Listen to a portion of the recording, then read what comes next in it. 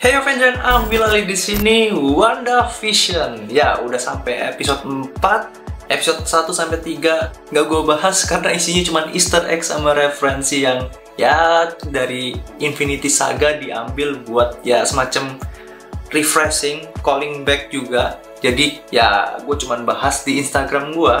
Jadi buat yang pengen ya bisa jadi follow atau enggak silahkan bisa mampir di Instagram gua karena kadang suka update juga soal apa yang terjadi di Marvel ke depan. So, di WandaVision episode 4 ini kenapa gua ke-trigger pengen bahas karena banyak bibit-bibit baru yang bisa nunjukin MCU tuh nggak habis gitu loh, masih banyak yang belum dieksplor dan ditampilkan. Makanya kita coba bahas pelan-pelan apa yang ada di episode 4 ini, kita cerna dan kemungkinan episode-episode selanjutnya, dan ini udah mulai seru. So, daripada gue banyak cincong, kita langsung aja menuju ke pembahasannya. Let's go! Gue udah pernah jelasin arah WandaVision tuh awal-awal bakalan kayak gimana. Bahkan nyampein bahwa Dr. Darcy Lewis ini bakal punya andil gede di sini. Sisanya bisa kalian tonton video gue soal WandaVision karena di situ gue udah sedikit spoilerin apa yang bakal terjadi di awal episode. Dan buat episode 1 sampai 3 gue skip karena isinya ya cuma Easter eggs, terus juga ala-ala sitcom gitu. Lucu sih, cuma gue belum sempet ke-trigger buat ngebahas.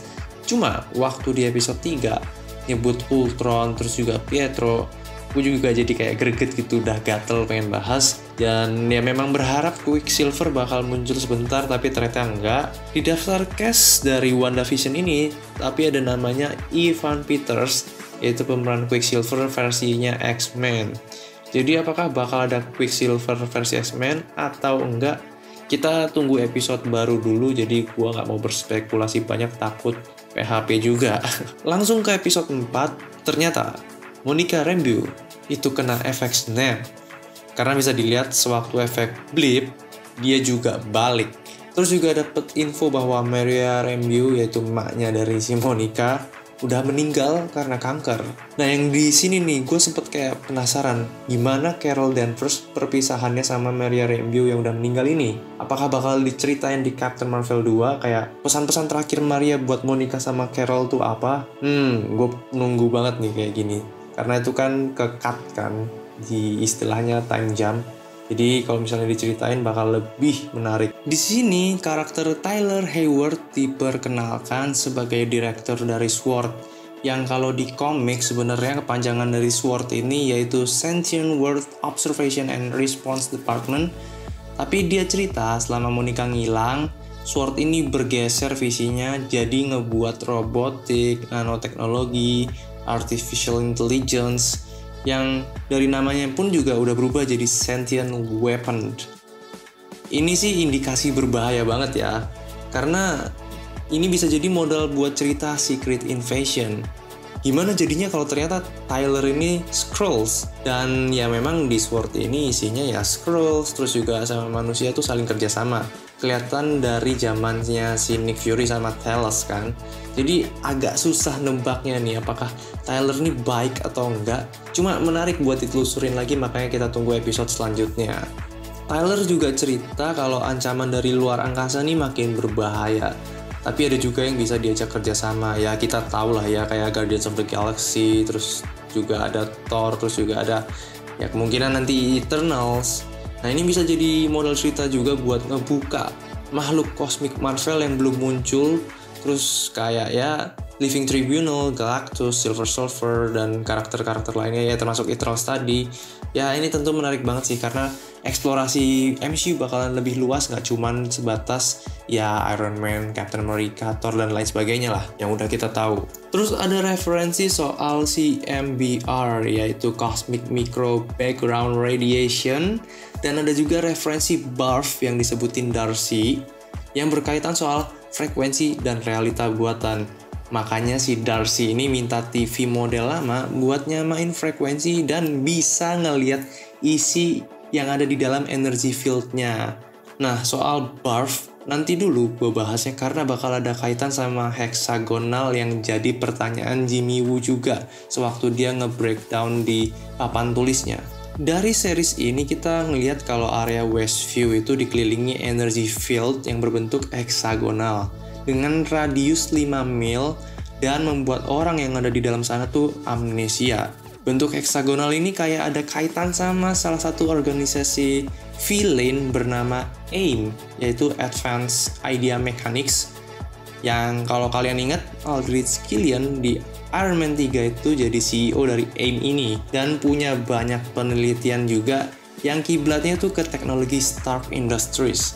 Dan di film Iron Man 3 juga ada teknologi Barf yang dimunculin Tony Stark. Bisa jadi AIM ini udah meniru teknologi Barf ini dan udah dikembangkan karena tahu Wanda yang paling potensial buat dimanfaatin dari penderitaannya, terus juga kekuatannya yang luar biasa, makanya jadiin target sama mereka. Dan kalau berhasil ya bakal dilepas di dunia nyata dan bakal jadi ancaman yang berbahaya karena memang dari zaman Age of Ultron ini udah disiapin sama Baron von Strucker buat nyerang banyak orang demi balas dendam juga. Terus waktu identifikasi orang-orang yang ada di dalam Westview, semua ada ID card New Jersey kecuali Agnes doang. Terus Dottie itu nggak muncul di papan list orang-orang yang diinvestigasi.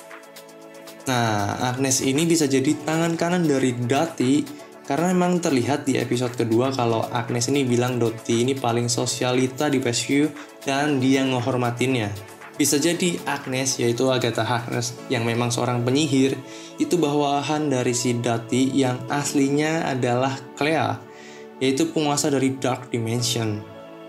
Dan kalau ini beneran terjadi, referensinya bakal jadi modal cerita buat Doctor Strange Multiverse of Madness.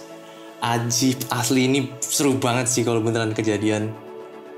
Lanjut, waktu Monica blunder ngomongin soal Ultron, Wanda langsung sadar kalau Monica ini orang luar karena kok nggak amnesia kayak tetangganya. Makanya dia di-kick, dan sewaktu kelempar keluar dari dimensinya, energi dari Wanda ini kelihatan nempel di badan Monica. Apakah dari sini dia bakal menjadi Spectrum? Secara udah dipanggil Captain Monica Rambeau, dan juga di komik dia memang punya kekuatan. Atau ya cuma karena kekuatan Wanda aja gitu buat ngedorong keluar si Monica. Meskipun kita tahu kalau Wanda juga dapat kekuatan dari Mind Stone, yang bisa jadi juga nular kekuatannya ke Monica Rambeau. Terakhir soal Vision, yang juga jadi pertanyaan dari Jimmy Woo dari papan tulisnya. Vision tuh beneran nggak sih masih hidup?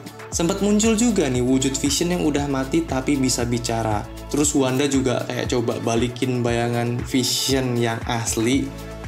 Dimana dugaan gua di sini Vision yang udah rusak itu dibangkitin sama Wanda di dunia halunya. Makanya Vision cuma bisa bergerak leluasa di situ. Dan ya kalau boleh spoil dikit, Vision sempat penasaran pengen keluar Westview. Ada cuplikannya. Dan disitulah bisa jadi badan Vision yang udah rusak itu nggak berfungsi. Dah, sampai situ aja. Itu cuplikan dari Marvel resmi. Dan ya, gue juga udah sempat lihat ada spoiler episode selanjutnya yang bakal lebih. Dan episode 4 ini adalah awal mula cerita yang seru dari WandaVision. So, sampai sini dulu aja pembahasannya. Nanti gue bikin lagi kalau nemu hal yang menarik dan bikin mind blow.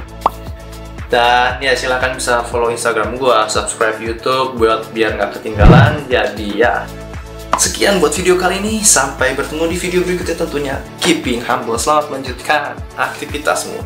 Bye.